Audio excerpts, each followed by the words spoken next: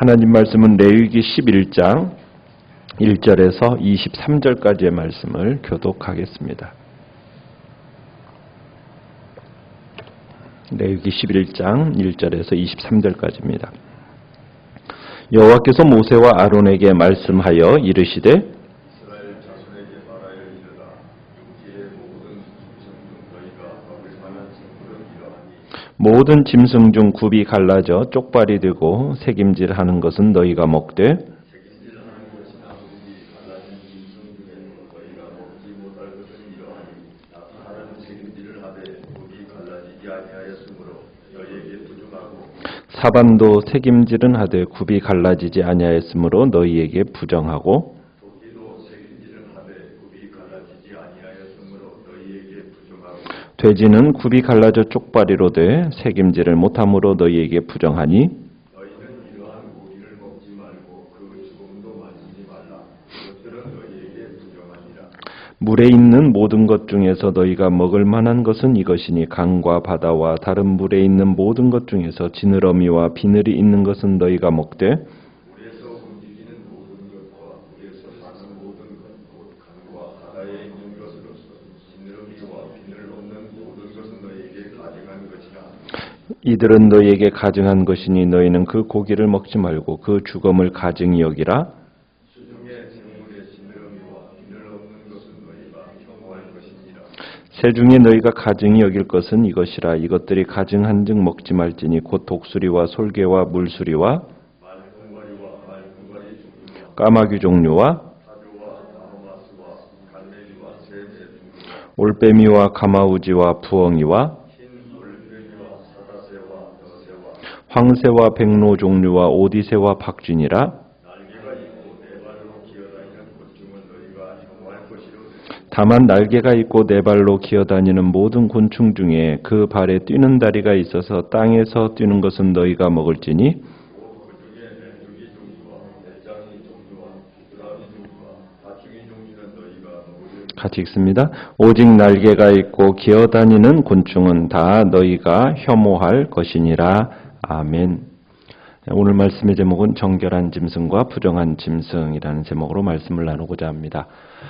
레위기에서 지금까지는 성막에서 진행되는 예배와 제물에 대한 이야기를 우리가 살펴보았습니다. 11장에서 이제 15장까지는 그 주제가 하나님의 백성의 정결한 삶에 대한 내용으로 바뀝니다. 특별히 오늘 11장은 정결한 짐승과 부정한 짐승에 대한 규례를 제시하고 있죠. 거룩한 백성은 음식에서부터 먹는 음식에서부터 세상 사람들과 달라야 함을 강조를 하고 있습니다. 근데 어떻게 보면은 제사와 제물과 제사장의 임직시에 대한 이야기를 하다가 갑자기 어떻게 보면은 정결과 부정을 논하는 것으로 이렇게 변한 것이 갑작스럽게 보이지 않습니까? 그런데 이 앞뒤 주제와 깊은 연관성이 있습니다. 우리가 앞부분에서 10장 10절로 가보시면은 10장 10절에 이런 이야기가 있죠. 그리하여야 너희가 거룩하고 속된 것을 분별하며 부정하고 정한 것을 분별하고. 그러니까 하나님은 아론과 그 아들들에게 너희는 거룩한 것, 속된 것을 구별하라는 얘기죠. 부정한 것과 정한 것을 구별해야 한다. 이렇게 지시를 하신 겁니다. 그러니까 11장부터 이제 하나님께서는 속된 것과 거룩한 것이 무엇인지, 부정한 것과 정한 것이 무엇인지를 구별을 하는 그 구별법을 가르쳐 주는 겁니다. 자, 그러면서 이 10장 10절 어떤 추가적인 설명의 역할이 이제 11장에서부터 15장까지 이루어지는 거죠.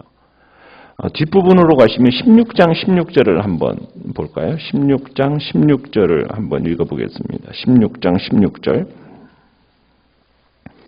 같이 한번 읽어보죠. 시작. 곧 이스라엘 자손의 부정과 그들이 범한 모든 죄로 말미암아 지성소를 위하여 속죄하고 또 그들의 부정한 중에 있는 휘막을 위하여 그같이 할 것이며. 이 이야기는 하나님이 속죄일에 대제사장이 속죄 제물의 피를 들고 지성소에 들어가서 속죄소의 위와 앞에 뿌려야 하는 이유를 설명하고 있는 겁니다. 이스라엘 백성들이 부정한 중에 또 범한 죄로 인하여서 속죄소 위에 뿌려야 된다는 거예요. 지성소를 속죄해야 된다는 얘기입니다. 그러니까 이스라엘 백성들이 정결과 부정에 대한 이해를 갖지 못했다면 성소를 어떻게 범했는지 모를 거 아니겠습니까? 무엇이 죄를 짓는 것인지 무엇인지 모르기 때문에 이런 정황 속에서 11장과 15장은 정결과 부정에 대한 이야기를 딱 구분하면서 이제 필요한 정보를 제공하고 있는 겁니다. 자, 그래서 이제 11장의 어떻게 보면 핵심 단어는 정결함과 부정, 그 다음에 가증한 것, 더러운 것, 이렇게 이제 핵심적인 단어입니다. 정한 짐승이라는 것은 하나님의 백성이 먹을 수 있는 짐승이고요. 부정한 짐승이라는 것, 가증한 짐승이라는 것은 하나님의 백성이 먹지 말아야 할 것을 의미하는 겁니다. 부정한 짐승은 주검을 만지기만 해도 부정해집니다. 그에 비해서 이제 가증한 것은 먹을 때만 부정하죠. 자, 성경에서 이렇게 사람이 먹을 수 있는 짐승, 먹지 말아야 할 짐승을 상세하게 구분한 곳은 이렇게 레위기의 11장하고 신명기의 14장 두 곳뿐입니다. 자, 그런데 어떤 기준으로, 어떤 원리로 정한 짐승, 부정한 짐승을 나누었을까? 참 역사적으로 많은 학자들이 이게 정한 짐승과 부정한 짐승의 목록을 통해서 원리를 발견하려고 애를 썼습니다. 그런데 그것에 대한 아직까지 흡족한 답은 찾지는 못했어요. 그런데 몇 가지 주장이 제기가 되는데, 첫 번째는 위생학적인 해석입니다. 그러니까 부정한 동물은 질병을 옮기거나 아니면 오염시키기 쉽기 때문에 사람이 섭취하기에 부적당하다. 이렇게 이제 해석하는 주장이 있습니다. 어느 정도 타당성은 있어 보이지만 정확한 근거는 안 됩니다. 그리고 이런 효과에 대해서 이렇게 성경이 아무런 언급을 하고 있지 않기 때문에 부정한 동물이라서 다 해가 된다, 이렇게 볼 수는 없습니다. 나중에 이제 신약에 가보면 예수님께서 모든 동물은 정결하다고 선언하시고, 그리고 감사함으로 먹으면 그것이 주님 앞에서 거룩하다고 얘기를 하는 걸 볼 때 이것들이 해가 된다면 신약 가서 그것을 그렇게 말씀하실 리가 없었겠죠. 또 두 번째는 제의적인 해석입니다. 무슨 얘기냐면 부정한 동물은 이스라엘 이외의 이방 종교 혹은 우상 숭배와 연관이 있기 때문이다. 그런데 이 주장도 목록에 실린 몇몇 동물만 설명을 하고 있잖아요. 그러니까 이스라엘이 가나안을 비롯해서 많은 민족들이 어떻게 보면 자신들의 제사 의식에 또 동일한 동물들이 사용되고 있다는 얘기입니다. 그러면은 그것도 좀 해석에 문제가 되죠. 그래서 결국에는 또 이렇게 얘기합니다. 임의적인 해석이라고 해서 이 음식규례라는 것은 이스라엘에게 거룩함과 순종을 가르치기 위해서 하나님이 임의로 정한 거다. 그래서 하나님께서 그 이스라엘 민족에게 어떻게 분류하고 구별할지 그냥 간단하게 가르쳐 주시면서 직접 하나님이 그냥 구별하고 분별하셨기 때문에 그냥 하나님이 먹지 말라고 하는 것은 먹지 말아야 되는 거다. 하나님이 금하셨기 때문에 이건 하나님의 뜻이다. 하나님이 임의적으로 이렇게 정하신 거다. 이렇게 말도 합니다. 이렇게 말하면 더 이상 할 말이 없죠. 또 이제 네 번째는 상징적인 해석이 있어요. 모든 부정한 동물들은 영적인 것들을 상징한다라는 거죠. 그래서 우리로 하여금 이스라엘 사람들로 하여금 어떻게 살아야 할지를 계시해 준다고 얘기를 한다는 겁니다. 그래서 정결한 짐승과 부정한 짐승의 구분은 영적 교훈을 주기 위한 거라고 얘기를 해요. 마치 이제 이런 겁니다. 색임질하는 동물들은 그걸 보면서 하나님의 백성들은 율법을 책임질하듯이 먹고 그것을 자꾸 되새김질하는 그런 묵상을 해야 된다라는 것을 일깨워준다는 것이죠. 또 부정한 동물들 같은 경우는 육식성이고 또 부정한 새는 썩은 것을 먹으니까 어떤 더러운 동물의 습관을 보러보면서 그 죄의 더러움으로부터 자신을 이제 보호해야 된다라는 어떤 대변하는 역할을 한다라는 식으로 주장을 합니다. 나름대로 일리는 있지만 이것도 또 어떻게 보면은 정확한 근거로 우리가 보기는 쉽지 않습니다. 근데 요즘에 이 부분에 대한 해석이 조금 이제 나온 부분이 있는데 뭐냐면은 창조의 질서에 대응해서 이제 창조 때의 하나님의 뜻에 맞춰서 이렇게 창조가 된 이제 생물들은 순결하고 건강하고 온전하지만 이제 죄의 타락으로 인해서 생겨진 영향을 받은 것들에 대해서는 부정하고 흠이 있고 혼합된 것이다 라고 보는 해석이 있습니다. 그러니까 거룩한 것은 그 하나님이 이제 창조할 때 제정하신 구분하는 분류가 있지 않습니까? 창세기 1장의 근거에서 볼 때 동물들은 하늘을 나는 것, 그 다음에 땅 위를 나는 것, 땅 위를 이제 나는 것, 또 물속에서 헤엄치는 것, 이렇게 이제 나누셨잖아요. 그러니까 각각 영역에서 특정한 동작들이 있고 특징들이 있다라는 거죠. 그래서 자기 형태와 일치하는 생물들은 정결한 거고, 반면에 그것과 구분이 되는, 그에 맞지 않는 것들은 부정한 동물이라는 식으로 이제 구분을 한다는 겁니다. 그러니까 하나님께서 창조하신 태초의 질서의 상징이 정결함과 부정함을 나눈다, 이렇게 설명을 하죠. 그래서 이제 얘기하는 부분 중에 하나가 이제 11장 이제 3절에서 주에 먹을 수 있는 짐승 중에 이 두 가지 조건을 만족시켜야 하잖아요. 첫 번째는 뭡니까? 굽이 갈라지고 새김질하는 것. 자, 이런 동물들은 어떤 동물들입니까? 그러니까 하나님께서 초식 동물들은 허용을 하셨다라는 거예요. 그 초식 동물 중에서 이 동물들은 다 반추동물. 반추동물이라는 것은 이제 먹고서는 위에서 다시 되새김질하는 동물들 아닙니까? 뭐 소나 양이나 염소 이런 것들은 공통점이 있는데 갈라진 굽과 새김질이 표준이라는 거죠. 그래서 이런 것들이 자연계에 전체적으로 적용이 되고 이제 사냥을 통해서 음식을 취하는 육식동물들이나 아니면 죽은 그 동물의 시체를 먹는 청소동물, 하이에나 같은 것들, 또 아무 고기나 먹는 잡식성 동물들, 이런 것들은 부정하다 이렇게 본다는 겁니다. 근데 이제 그 경계선에 위치해 있는 게 있어요. 오늘 나온 것처럼 사반, 낙타, 사반, 토끼, 돼지 이런 것들은 다 경계선이 있지 않습니까? 이런 것들은 특별히 유의해야 된다. 이것들은 부정하다. 그래서 이제 먹을 수 있는 짐승이라는 것은 결국에는 하나님의 창조 때 초식 동물들을 만들었기 때문에 그것에 합당한 동물들만 먹어라. 이렇게 해석을 하는 겁니다. 그러니까 고기를 먹을 때에도 다른 민족들과 달라야 된다. 하나님이 기뻐하시는 그 짐승의 고기를 먹어야 한다 하면서 창조의 이제 질서에 따라서 이제 이야기를 한다고 그러죠. 또 물고기를 이렇게 나누는 기준도 9절에 가보시면은 지느러미와 비늘의 유무죠. 그러니까 이 지느러미와 비늘은 물고기가 물속에서 움직이는데 굉장히 매우 중요한 역할을 하는 거 아닙니까? 그러니까 물에서 사는 습성을 가장 잘 드러내는 부위가 바로 이 지느러미와 비늘이거든요.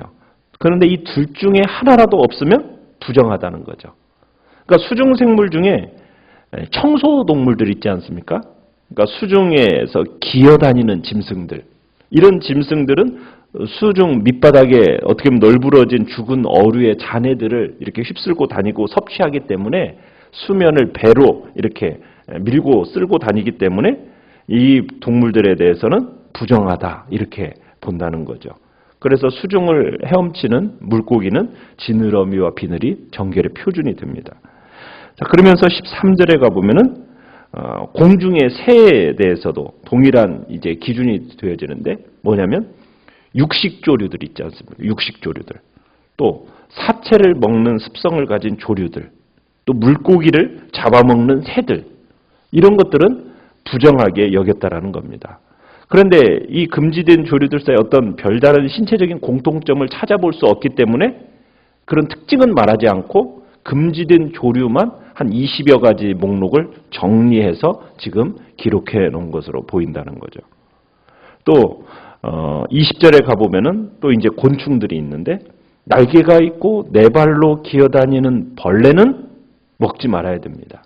그러니까 지표면을 기는 짐승, 이건 부정하게 여기고 이 짐승이 또 사체나 뼈가 깔린 지표면을 쓸고 다니니까 그것은 부정하다고 여긴다는 겁니다. 그러나 대신에 21절처럼 날개가 있고 네 발로 기어는 다니는데 뛰는 다리가 있는 메뚜기, 배짱이, 귀뚜라미, 팥중이 이런 종류는 이제 먹을 수 있다. 이렇게 이제 해석을 하죠. 그러니까는 이제 창조의 질서에 맞춰서 살아가는 동물이나 또 새나 이제 곤충들은 어떻게 보면은 정한 것으로 보고 그에 걸맞지 않고 이제 죄의 타락으로 이제 육식으로 또 잡식성으로 이렇게 가는 것들에 대해서는 그리고 땅에 기어다니면서 죽은 사체들과 자꾸 이렇게 연결되어지고 그런 것들을 먹는 것에 대해서는 부정하게 본다라는 해석을 이제 요즘에는 많이들 하고 있습니다. 자, 그런데 하나님이 왜 이스라엘에게 이렇게 부정한 것과 정결한 것을 구분하라고 명령하셨을까? 자, 우리 44절을 한번 가보겠습니다. 거기에 정확한 답을 우리에게 주고 있는데 44절 같이 한번 읽어봅니다. 시작. 나는 여호와 너희의 하나님이라. 내가 거룩하니 너희도 몸을 구별하여 거룩하게 하고 땅에 기는 길짐승으로 말미암아 스스로 더럽히지 말라. 자, 하나님이 궁극적으로 말씀하시는 것은 동물 그 자체의 어떤 정함과 부정함을 이야기하라는 것이 아니라 하나님 백성의 무엇을 위하여요? 거룩함을 위하여. 구별과 거룩함, 성별됨을 이야기하는 겁니다. 그러니까 하나님의 백성은 누구를 닮아가야 되는 거냐니까? 하나님을 닮아가야 되는데, 자, 45절도 읽어보겠습니다. 시작. 나는 너희의 하나님이 되려고 너희를 애굽 땅에서 인도하여 낸 여호와라. 내가 거룩하니 너희도 거룩할지어다. 자, 나는 여호와 너희 하나님이다. 내가 거룩하니 너희도 거룩하라. 이방인과 구별되는 거룩한 삶을 살아야 한다. 그러면서 하나님께서 이제 율법을 이렇게 주시면서 부정한 것, 정결한 것, 이것을 구별해주는 율법을 주시면서 다른 민족과는 구별된 존재로 살아가기를 원하셨기 때문에 지금 이런 정함과 부정함을 지금 주님께서 이렇게 얘기를 하신다는 거예요. 그러니까 이스라엘의 거룩한 구속자이신 하나님께서 이 율법을 계시하는 것은 이들로 하여금 거룩한 삶 가운데 하나님을 본받고 그 거룩함을 모방하라고 그것을 요구하시면서 주시는 게 율법이라는 겁니다. 하나님의 뜻에 따라 살고 그분의 율법의 생활, 방식으로 따르기를 원하시는 겁니다. 왜? 언약 백성으로서 거룩한 백성으로 만들기 위해서. 그러니까 이 목적은 하나님의 거룩함을 본받아 이 땅에서 세상과는 다른, 세상 민족과는 다른 구별된 존재를 위해서 하나님은 이런 정함과 부정함을 하나님은 이렇게 구별하시면서 이스라엘 백성들에게 율법을 주신 거예요. 그러면은 오늘날 우리가 살아가는 그리스도인들은 우리가 무엇을 근거로 이 땅을 살아가야 되나? 세상과는 구별된 존재로 살아가기 위해서는 항상 이 하나님의 말씀을 우리의 영혼에 되새기는 작업을 해야 된다는 거죠. 그러니까 하나님의 백성이라면 행하는 모든 일들이 정의로워야 되고 옳은 길, 믿음의 길을 걸어가야 되지 않습니까? 그런데 그 하나님의 기뻐하시는 그 길이 어디에 기록되어 있습니까? 하나님의 말씀에 기록되어 있으니 그 말씀 안에서 생각하고 말씀 안에서 행하라는 거죠. 그리스도인의 삶은 그것이 거룩하다는 겁니다. 그리고 이 거룩함이 축복이고 능력이다. 그래서 거룩함이 반드시 그리스도 안에 그리스도인들 가운데 있어야 함을 지금 주님께서는 우리에게 가르치시고자 정함과 부정함이라는 그 율법의 제도를 이스라엘 백성들에게는 주신 것입니다. 오늘도 우리에게 기록된 성경 말씀을 주신 이유는 다른 게 아닙니다. 하나님을 거룩하신 하나님을 본받아서 세상 가운데서 거룩한 존재, 세상과는 구별된 존재라는 것을 드러내며 살기를 원하시는 겁니다.